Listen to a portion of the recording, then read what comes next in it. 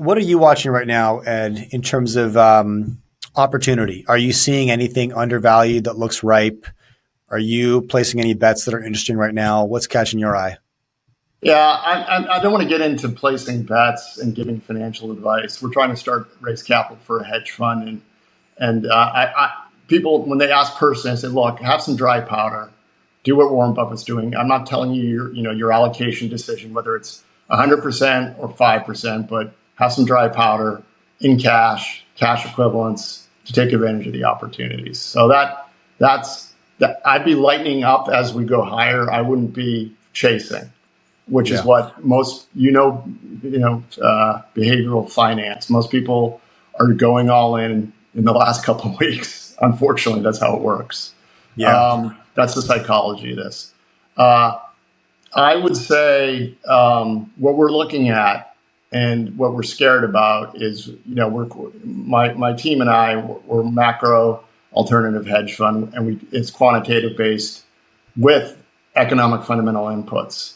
And we have three indicators right now that are at major extremes: credit spreads, yield curve, and S&P volatility. And, we do long time series, and they are at values that are so off on the rubber band that when it snaps back, it's pretty extreme. We've never seen credit spreads this tight, S&P volatility this low, and with the yield curve doing what it's doing and what our economic indicators are saying. So when this, unfortunately, I don't want to be right, but when this thing does break, it could be fast, very fast. Real quick break here, guys. If you are a mining investor, you are without question familiar with the Golden Triangle region in British Columbia. This is one of the most prolific mining regions in the world due to its vast deposits of gold, silver, and copper. Now, for the last 4 years, Dolly, Varden Silver has been busy expanding their high-grade silver deposit in the Triangle, and they are backed by some of the smartest investors in the silver business, including the legendary Eric Sprott, Hecla Mining, US Global Investors, Fidelity, Delbrook Capital, Sprott Resource Corp, and more. If you are curious why the smartest money in the silver business is cozying up to Dolly Varden Silver, then hit the link beneath this video.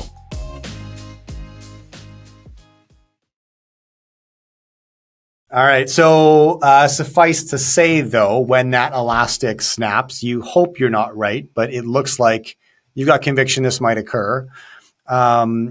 This will effectively trigger a margin call event, correct, leading to the correction in the market that we've been debating over the last 15 minutes, yes? Yes. Okay. Yes. And in that event, you mentioned gold earlier, likely corrects 25%, something like that. You mentioned 50% gold correction in 2008. That's normal, but it's normal because in a margin call environment, if it's not bolted to the floor, it usually gets sold. And that's why you see everything crash all at once in a flight to cash. Yes? Yes.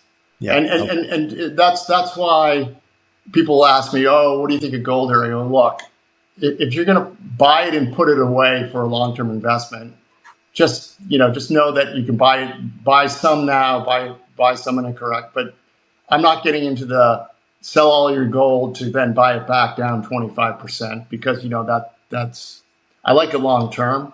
I just know how these things work, and gold traditionally doesn't do as well in a rate cutting cycle as it does in a rate hiking cycle. So this is and the reason why it does well in a rate hiking cycle is because there's inflation. And what people don't seem to understand is inflation did go up a ton in 21, but the rate of change, which is what people look at, has been coming down. So the year-over-year rate of change. So they hiked from 0 to 5.5% in the fastest rate hiking cycle we've ever seen. All of our monetary indicators, M2, ODL, however you want to look at it, are like well below 0 year-over-year growth. And that augurs for a liquidity event at some point and a bank credit event at some point. And you got to remember there's an 18-month lag in Fed policy. So when the Fed did what they did in 2020, inflation didn't really start showing up until 18 months later, and then it took off.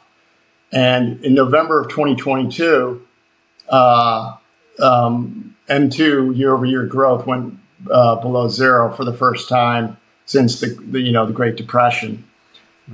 Go forward 18 months, that was May of this year. And I would argue with you that the government's done everything they could to paper over that and keep this thing afloat. But if you try to go get some credit right now, good luck. The average Joe can't get any credit. It's hard to get business loans, bank loans. Only the big corporations are getting credit at the moment. Right. Okay. So just to close the loop on the flight to cash scenario, Buffett going to cash, you recommending people look at dry powder, not recommending, but maybe that's what you're doing, is effectively skate to where the puck's going, right? You have these three indicators you're watching. They're all flashing red lights at you right now. Yeah. You want to get into why, check out Ed's products, but the end result here is a margin call event where everything that isn't bolted to the floor gets sold because people need to cover their losses, cover their spreads. And the timing on this, I'm not going to give you a time, but it's getting closer. The higher and faster we go, the more bearish I become in price and time. When you start going like this, it's getting, the game. Once you start having, almost going to bend back on itself. Yeah. I'm more bearish now than I was 2 months ago. Yeah. Okay. Now, can you share a little bit on the history of rate hiking cycle turning to a rate cutting cycle, leading to the scenario that you're discussing right now, and how many times we've seen that in history? I think there's been, correct me, I may have missed a couple, but of the last 20 or so recessions, 18% of them have been due to rate hike cycles. And what I mean by that is when you increase the money supply, you get increased economic activity, then you get overheated prices because inflation is a direct result of money creation. So so then the Fed takes away the punch bowl to begin a rate hiking cycle. The money supply contracts, and then a credit cycle begins where companies start to go bankrupt and money becomes dire to find and get loans. And there's a deleveraging process that occurs.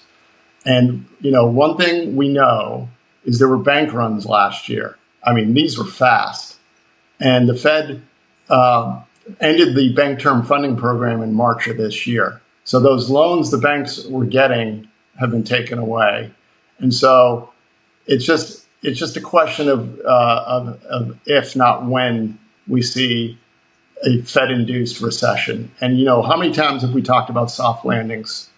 I've been doing this a long time. I've never seen a soft landing.